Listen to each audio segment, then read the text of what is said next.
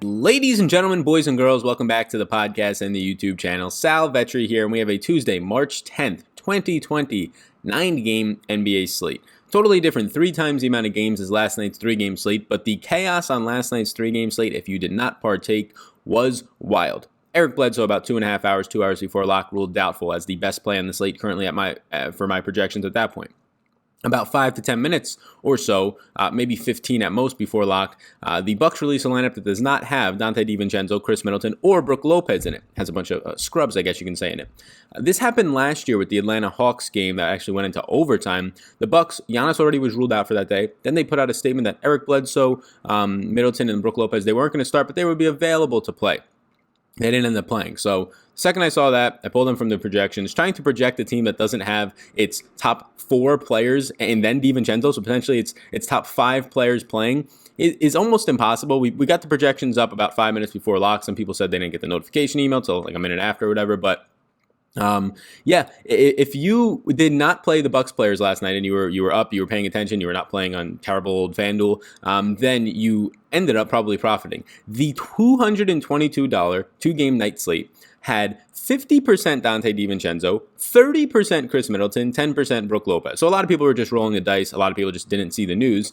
And then to make it even better for the players who didn't have any of those and we're still live, Norman Powell gets injured right away, 50% owned in that contest. So let me just paint this picture for you. About 70 to 75% of the lineups last night in the 222, which is about 200 lineups total, $10,000 to first contest, were dead. They were just drawing dead. They had either 1, 2, or 3 zeros in their lineups. One even had 4, or a couple even had 4 zeros in their lineups. So the contest paid out about 20 to 22%, and only 25 to 28% of the people in the contest were actually live to win it because they didn't have zeros in their lineup. So it was unreal. The second I saw the news, I was able to get that lineup changed, get all my earlier slate lineups changed, and actually salvage some of those that had like PJ Washington in it. Just absolutely brutal performance for 6 points.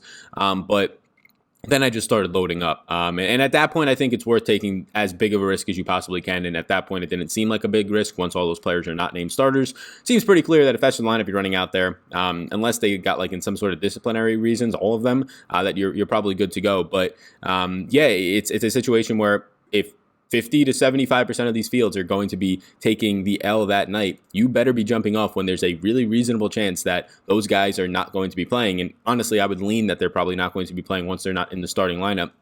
So I ended up loading up on, too bad it was only a 2-game night slate, but loaded up on as much contest as I could. 10, 15 minutes before lock, there wasn't a lot left, but I have a ton of tickets now. But the most profitable night ROI-wise, not quantity-wise, but ROI-wise, I've had so far, and it was fun. I wish I could have gotten a 150 in, but that whole contest was already filled up before we got that news, sadly. But that is just a recap of last night because I'm sure a lot of people are going to ask. I'm sure there's going to be a ton of comments that say F the Bucks or whatever, but hey man, just don't play on FanDuel.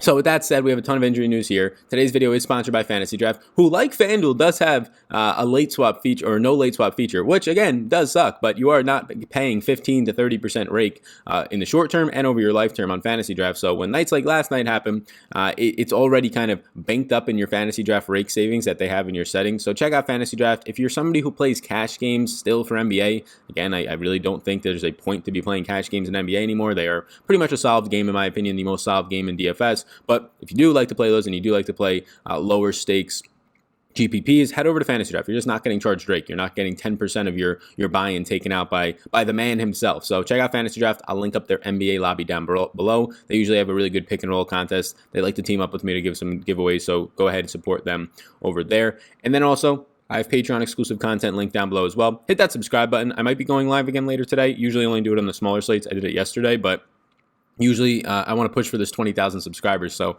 going live usually in the middle of the day when not a lot of people are live gets a lot more people into the streams that normally won't find me. So appreciate you all. Little recap of last night's mayhem. Tonight is going to be probably worse. For the people who didn't get the Bucks out, probably not, but I currently have 27 pieces of injury news, and I didn't list like 2 guys because they were like not as meaningful, but there's like 30 pieces of injury news going out.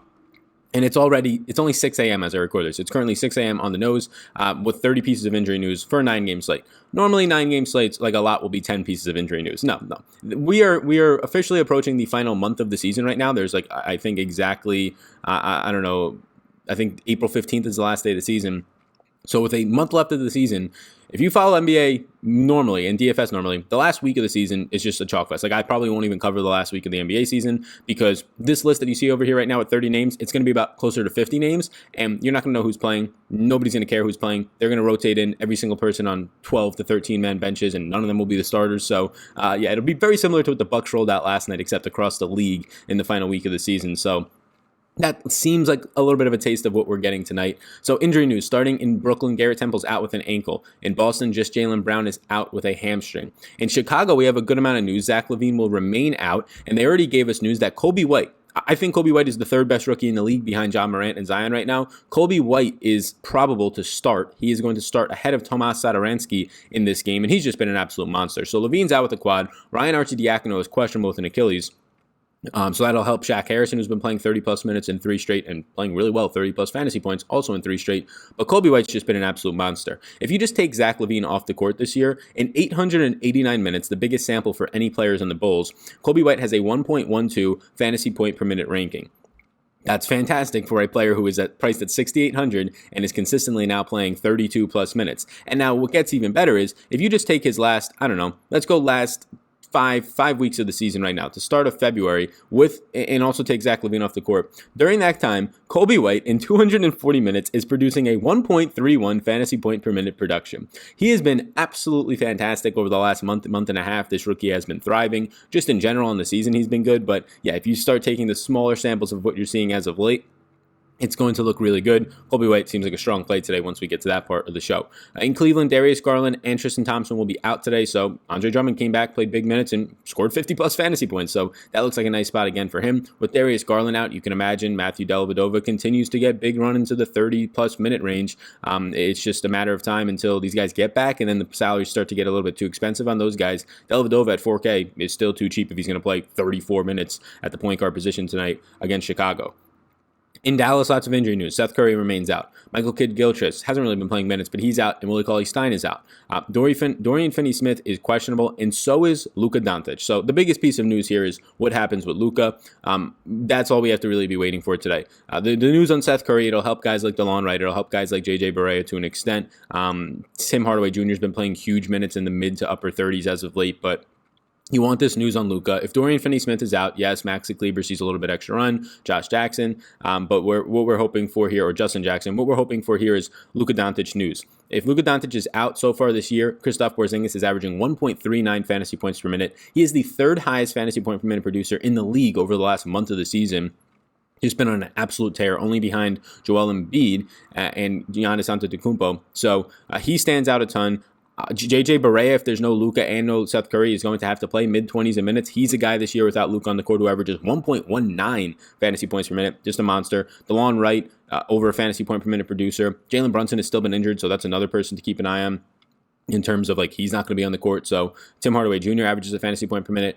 All shit hits the fan with no DeJounte Murray, no Aldridge for San Antonio, who we'll get to, if indeed Luka's out, because of the no Jalen Brunson, because of the no Seth Curry, and just a ton of minutes to go around to these guards. It would make Barea, it would make DeLon Wright, it would make Tim Hardaway Jr. all appealing and attractive. It would make Kristaps Porzingis a really appealing option. In Golden State, no Draymond Green, and Steph Curry is questionable with his illness. If Steph Curry plays, I think you're still going to see the 26 to 28 minute limit. Maybe we get it raised to 30.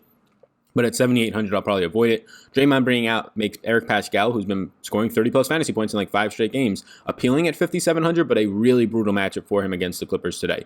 In Houston today, Eric Gordon and Ben McLemore are going to be questionable. This is somewhat important news because if they're both out, you're going to see a rise in just overall minutes to the mid-30s probably for Daniel House. You'll see a good amount of minutes increases for Jeff Teague, Thabo Sefolosha, and Austin Rivers off the bench. In Indiana, Victor Oladipo remains questionable with a knee. I'm going to continue to project him in for around 30 minutes. He's just been playing through a questionable tag, but they can just give him these maintenance days whenever they want, as long as they just list him questionable and not as a load management thing. And then Doug McDermott is doubtful with a toe injury. You probably just get those minutes going to Jakar Sampson. The Lakers, LeBron James, questionable with the groin. So LeBron might just be taking the night off tonight, just as a precursor to see what happens when LeBron's off the court this season. Anthony Davis averages 1.53 fantasy points per minute in 558 minutes with no LeBron. That's just a little bit better than his normal. Like, he continues to just be a monster. He's normally like a 1.45 guy. Dwight Howard's a 1.12 guy. The big one is Rajon Rondo. Like, if you get no LeBron tonight, Rajon Rondo averaging in 500 minutes flat, a 109 or a 1.09 fantasy point per minute production. That's the big one that you want to watch out for. Not much else matters after that. Rondo's going to be dirt cheap. Rondo's usage rate spikes to around 21%, where it's usually nowhere near that. And then you're just going to get bigger minutes out of Rondo, a player who is cheap tonight. So keep a close eye on that. Rondo would be one of the better values if LeBron was to miss. Keelan Martin from Minnesota. I wasn't going to give him minutes anyways, but he's out with an ankle. For New York, Dennis Smith Jr. is questionable with a concussion. Probably not going to give him minutes because of just all the wings there. If he does play, I'll maybe give him 5 just because, like, Wayne Ellington, Reggie Bullock, Frank Ntilikina, all these guys you got to give minutes to. Starts to get a little noisy. DeAndre Ayton and Cameron Johnson are going to be out. You finally have Aaron Baines' price point coming up. It's still affordable. Like, he's, I think, $5,900. I don't really want to get there as much. Like, I'm not going to prioritize it against Portland, but he's in play. Like, he's not out of play. He'll be in a player pool for me today. In San Antonio, Lonnie Walker's questionable with a shin. LaMarcus Aldridge remains out, so fire up Trey Lyles. Get some Rudy Gay if you want. But the big one, DeJounte Murray is out without a timetable to return for his calf injury. So I'm going to project Derek White to start here. This just helps a ton with a guy like DeMar DeRozan today. You already have no Aldridge off the court, which spikes DeMar DeRozan's upside. Now, if you take off DeJounte Murray and Jakob Poeltl just for a true sample, you're going to get, in a very small sample with no Aldridge and Murray, it's only like 100 minutes, but DeRozan's averaging 1.36 fantasy points per minute. You just have a ton of these guys picking up production. Derek White around a 0.9 guy. So I'm going to project Derek White to start. It'll make him look appealing. It'll make, obviously, DeRozan looks really good. Trey Lyles looks great once again with no Aldridge and no Murray now. So more usage and production and minutes to go around for him. And then also just guys like Patty Mills, guys like Bryn Forbes. Bryn Forbes played 32 minutes in the last game. Patty Mills is probably going to get into the low to mid 20s, and he's a productive player. So all those guys are in play. Lastly, for Washington, Jerome Robinson is questionable with his Achilles injury. When he has been playing, he has been starting and playing big minutes. If he was to play, it would make Shabazz Napier look a little bit worse. Ish Smith still out. So that was a list of about 30 players. We never usually spend that much time. Hopefully you're still here and you're bearing with us. But be sure, I'll put this up here right now, be sure to check out Patreon throughout the day. There is going to be changes to the projections throughout the day when there's literally 30 players in the morning listed as injury news and a lot of them being questionable. The projections will be changed throughout the day. Projections will probably go up in the afternoon today. I have a meeting with my financial advisor, my SmartVestor Pro, around noon. So I'll probably have the projections all finalized around 2. Hopefully we get some more practice reports or shoot-around reports, things like that throughout the day. But I currently have on here 20 players to look out for. 20 players to look out for, trying to factor in some of these injuries, and I'll talk when I get to those ones. Russell Westbrook on the top at $10,100. As long as Westbrook's going to be $1,000 cheaper than Harden at this point, the way that the Rockets are playing, resorting to small ball and Westbrook being the primary rebounder on this team, I'm going to get to Westbrook. When he is locked into close to 10 rebounds on most nights, and obviously 10 points, his triple-double upside at this price point is just so high. Like, the worst performances you're getting out of Westbrook are mid to upper teens in fantasy points, low to mid rebounding totals, and then mid to upper single digits to around 10, 11 assists. Like, that's the bottom, the average of what he's producing since they've gone to this new just scheme of playing small ball. So Westbrook, I'll take him. I'll take him over Beal at that same price range. Obviously, the question tags around Luka, so I'm going to leave him off for now. But I put Kristaps Porzingis on here, a 1.39 fantasy point per minute producer this season with no Luka on the court. I like Kristaps either way against San Antonio today, like he'll be in a player pool, but I prioritize Kristaps obviously if Luka's out. Damian Lillard's price point's dropping, and also Kristaps a 1.15x multiplier on SuperDraft. If you want $10 free to use on SuperDraft, that you can get the link down below upon deposit. Lillard against Phoenix, it's a great matchup for Lillard. $9,100, the price point has been dropping. Has not been playing the huge minutes, but the games haven't stayed close since he's come back. And I'm going to project him from around 35 tonight. Not shocked to see him erupt. Andre Drummond with no Tristan Thompson at 8,700. Again, a fantastic matchup against Chicago. Like, Wendell Carter Jr. might get in some serious foul trouble here in his limited 25 minutes or so. $8,700, I'll project Drummond for around 33 to 34 minutes, maybe even more just based on how many guys are out still for this team. Randall at 7,600 for New York against Washington. It's a really nice matchup for him. This game is not on SuperDraft, sadly, but he would be one of the 2 pieces from New York that I would get to today. We'll talk about the other one in a second. Caris Levert. Caris Levert is very, very hard to ignore at this point. Levert is a guy who, on the Nets since Kyrie Irving has been out, and if you really just want to take a sample of this, you just have to look at really the last 5 weeks or so. That's around the time that Kyrie went out. So just the beginning of February, right around there. If you take that sample of about 5 weeks with Caris Levert back, it is clear that he is the guy on this team over Spencer Dinwiddie. In 400, excuse my alarm. In 460 minutes with Kyrie off the court in the last 5 weeks, Levert is averaging 1.31 fantasy points per minute. This is he is a monster fantasy point per minute guy and producer compared to Spencer Dinwiddie, who is still fine in a similar span, 438 minutes, lost some minutes in closing time a couple of times, especially when Levert was going off, averaging 1.15. So a better producer overall, a better usage player is Levert, having a 31.3% usage rate to Dinwiddie's 25.9. Like, Levert's numbers look very similar point per minute wise and usage wise to a guy like DeMar DeRozan when Aldridge is off the court. And we're all scrambling to play DeRozan, or at least we have been, at the low 7K tags, even today at 7,400. And Levert's the exact same price point. And Levert has a better super draft multiplier, 1.45x compared to DeRozan's 1.35x. So I get it. People are kind of scarred from the earlier season stuff when he's injured, when he's not producing well, when he's coming off the bench and stinking. But he is embodying the fantasy point per minute producer of DeMar DeRozan, exactly number-wise, 1.3 fantasy point per minute producer, similar to DeRozan, if not the same, and he's the same price point. So if he continues to be cheap, I'm going to get to him. The issue is that his matchup against the Lakers is a tough one, but look, he's the primary scorer on this team. He's the guy who's getting the ball down the stretch in crunch time, so I like Levert. I like DeRozan for the exact same reasons. There's no DeJounte Murray today. There's no Aldridge. He's a 1.3 guy with just Aldridge off the court. He approaches a 1.4 fantasy point per minute producer with no Murray and Aldridge and a very small sample. Kobe White is starting today. We talked about his rates, a 1.3 plus guy over the last month, last 5 weeks, some of that without LaVine. Even when LaVine has been off the court for the whole year, he's over a 1.1 guy. Even when LaVine has been on the court, he's over a 1.1 guy. And now he's starting, and he has a 1.65x multiplier. And he's probably going to play against the worst backcourt that has Con Sexton and Chetty Osman out there, two of the worst defenders in the league last year, bottom 5 each of them. Sexton was the worst. I believe Chetty Osman was the 3rd worst in the entire league last year. Have made improvements just naturally this year for those guys, but still bad. He's going to go up against those guys for about 34 to 36 minutes today. He's just an absolute monster. I love this kid. Tim Hardaway Jr. at 6,300. I like him a lot more if Luke is out, but he's playing big minutes, so 6,300 doesn't kill you either way, but I'm only really going to get there and prioritize it if Luke is out. Malik Beasley's a very safe play against Houston today. You're going to get a lot more minutes. You're going to get a lot higher pace. He's an interesting GPP play because his floor seems very sturdy when he's going to play 35 minutes in close games. If this game stays close, he's $6,200. It's a very strong play if you're talking about a floor, and his ceiling upside is there. Like, if he's going to shoot 18 to 20 times and shoot just a little bit better than average, then he has that 40, 50 point upside. Marquise Chris at 6K, no Draymond right now. He's been consistently going out there and playing 28 minutes. He gets another strong matchup against the Clippers. The one spot that they struggle is against centers. Maybe they run Marquise Chris off the court a little bit, but if anything, he can play small ball center, so I like him. Shabazz Napier, if Jerome Robinson is out, I'll probably get there more. He's one of the guys I like the least on this list because he just went off. He played 40 minutes. He dropped 50 fantasy points against his former team, the Heat. And now he got a little bit of a price bump. So at 5,600, I could probably avoid it. But if Robinson is out, he's just going to be in line for more minutes.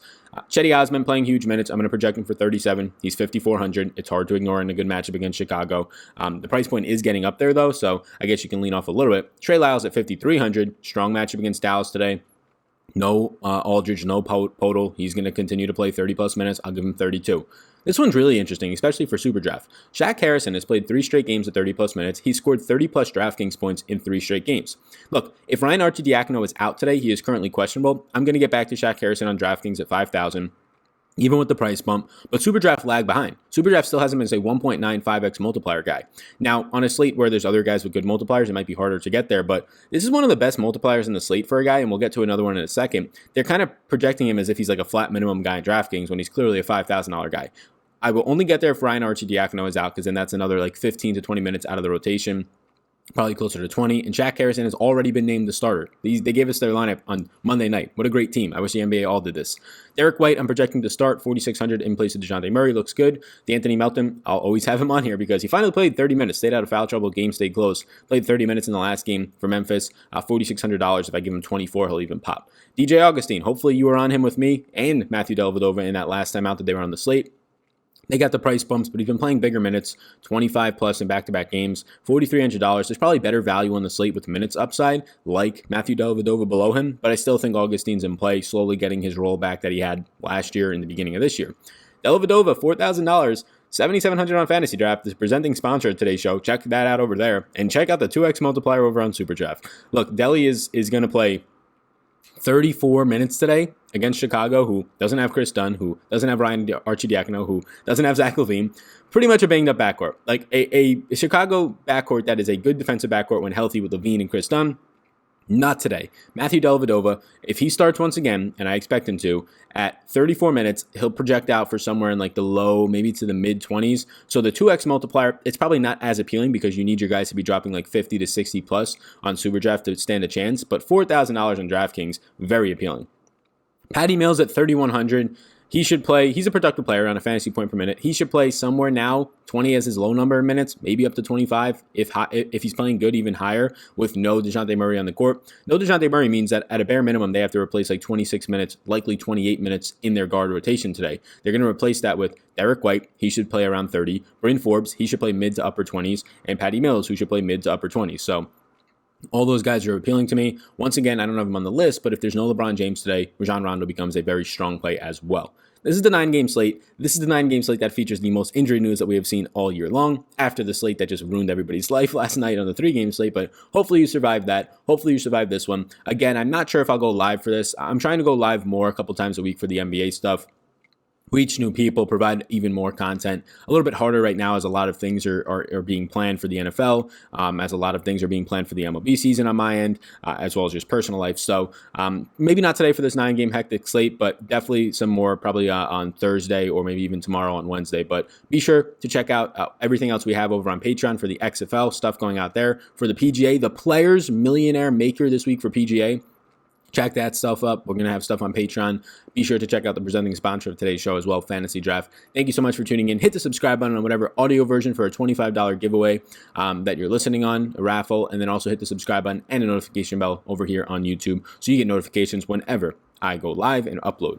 Peace out, gang. Thank you so much and enjoy your day. Thanks for tuning in, and I hope you enjoyed that video. Above my head, if you're not already subscribed to this channel, I do ask you if you can please hit that subscribe button. Helps me out a good amount to reach more people. You can also follow me on Twitter. That's over there. Right in the corner is my @SalVetriDFS Twitter. And then above, you'll find my Patreon link. You can click on that if you want more exclusive content for me. Or a video is going to pop up, so why don't you check that one out as well. I think it's going to be beneficial for you. Thank you so much again for tuning in, and I hope you have a fantastic rest of your day.